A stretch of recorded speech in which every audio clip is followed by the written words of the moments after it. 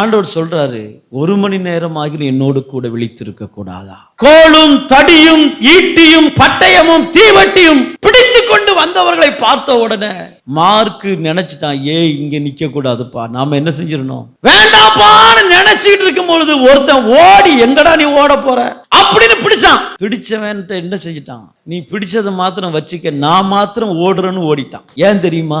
அவன் ஜெபிக்காதவன் தன் வஸ்திரத்தை விட்டு விட்டு ஓடி போயிருவான்.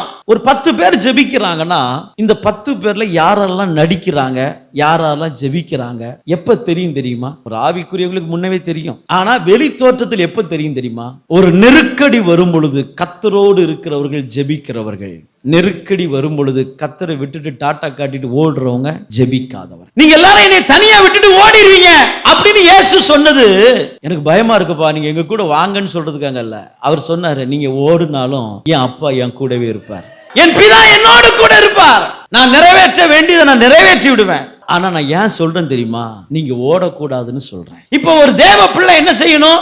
சிந்திக்கணும். ஓ, ஆண்டவர் ஏன் இப்படி சொல்றாரு, அப்ப நான் ஓடக்கூடாது, அப்ப நான் என்ன செய்யணும்? ஜெபிக்கணும்.